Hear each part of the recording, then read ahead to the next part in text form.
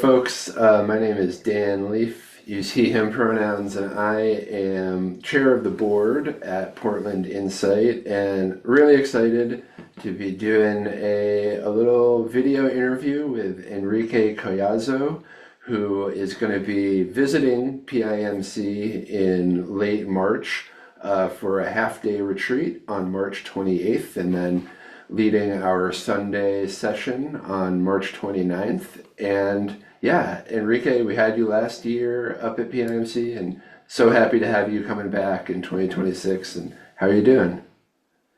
Yeah, thank you, Dan. So happy to be invited back. I'm excited to come practice and hang out with your community soon. Yeah, and I'm doing well. As well as I guess one could be in the midst of all the things. Yeah. And for the folks who didn't get to be introduced to me when I was there last year, I 45. I started practicing in my early 20s, about 25, I think, actually.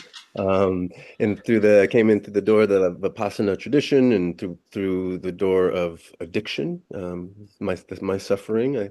Um, and then went through a teacher training, did many years of retreats, have over 120 plus days of silent retreats, and now my life practice looks like my relational life, as being married, a partner, and a child, a new baby.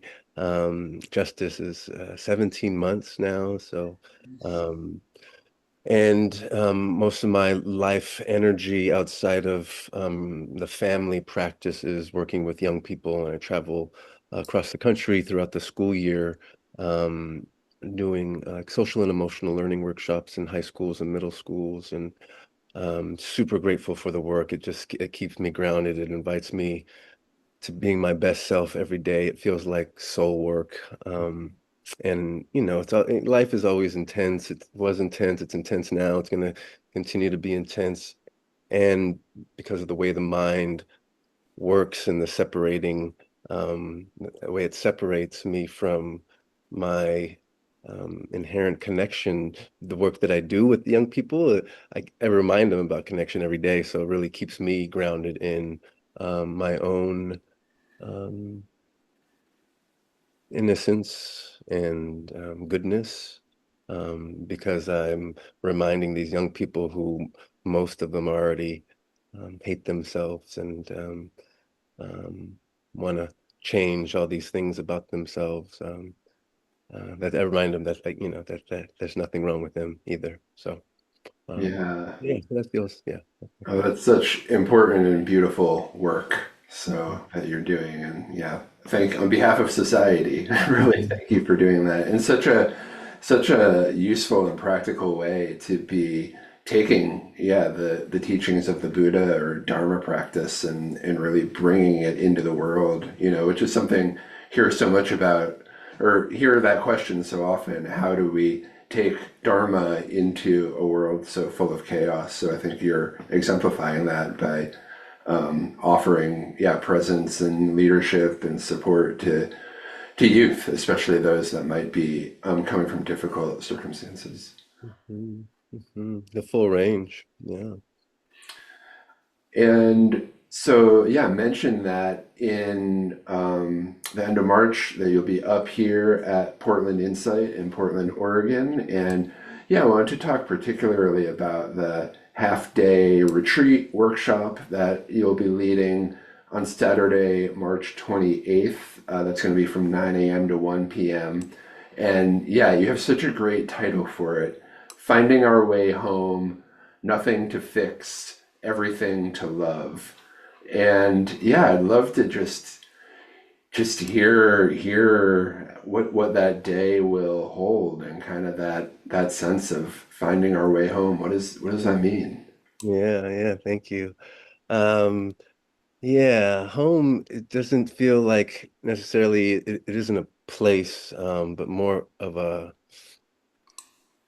quality of presence, and I don't know about other folks, but I know when I was younger, I didn't want to spend much time at home. and I didn't feel safe all the time. I definitely wasn't a lot of space for my wholeness to be me.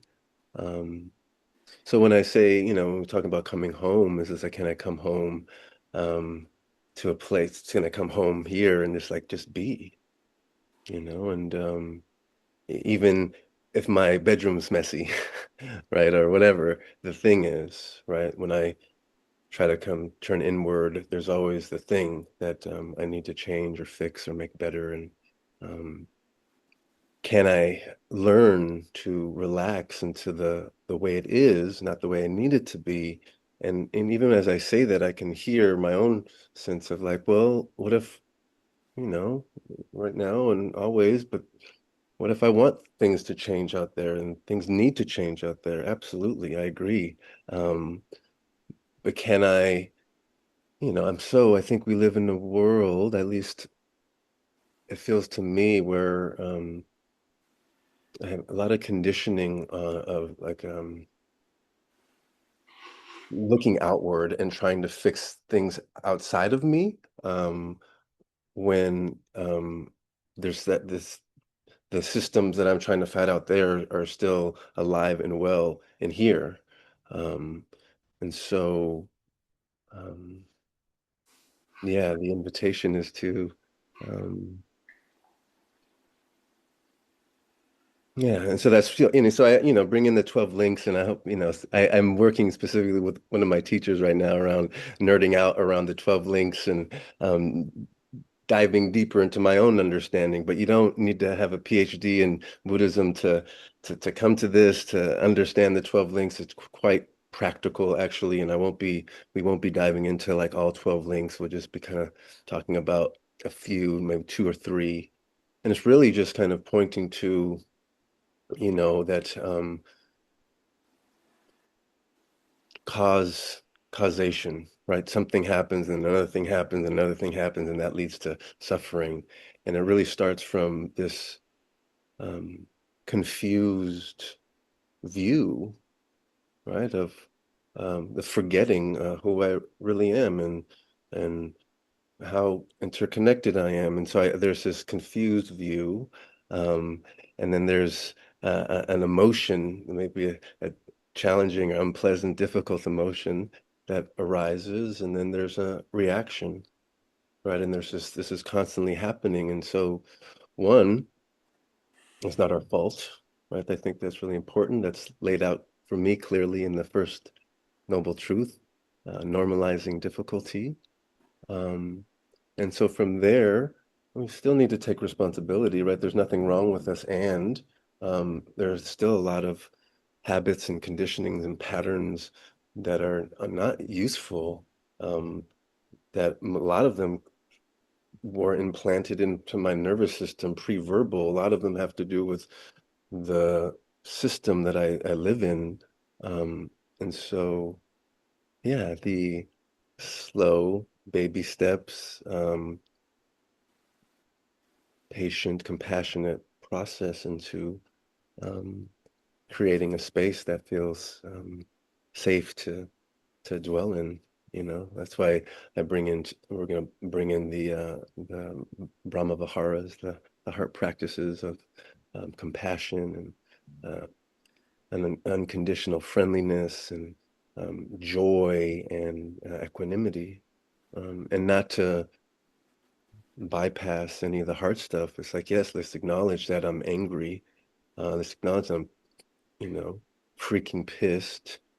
Um, and can I allow myself to feel it and not cause more harm, Mm. uh, and let it move through me, maybe in a safe container or whatever, with another person in a group, um, and then acknowledge that that's underneath that anger is hurt. And can I come back to that? And and I'll end with this. I'll pause. My main reason for doing that is I see that when I'm not tending to this and here, if I don't have much compassion for my humanity, One of my teachers says, they said that we feed people off the same plate we eat from, right? So if I'm a jerk to me, I'm probably going to be a jerk to you. And that's like the minimum. Like that's like, and what I see out in the world are people in a lot of pain and they don't know what to do with this pain and it's spilling out into the people around them. And so can I be an agent of change and um, create less harm within a system of harm, right? And even if I'm out there in the streets using my body, can I do the work within this freaking system that doesn't allow us to even freaking rest or grieve or do anything? But can I find the space to do the work so that I have this, like, Pema and other teachers talk about this kind of compassionate warrior, right? Can I have a clean internal stance, and take that, that action from like deep compassion rather than hatred, you know? Yeah. Yeah, I mean, that says it all. Action from deep compassion and finding, yeah, the some guidance and presence and community to really sink into that possibility. And so, yeah, I'm so excited for you to be guiding us through that again, March 28th, with Enrique Collazo at Portland Insight, Finding Our Way Home, a 4-hour retreat. Enrique, we're so looking forward to it. Thank you so much. You're welcome. My pleasure. Great. We will see you soon and All hope right. to see you all with us on All right. March 28th. Take care.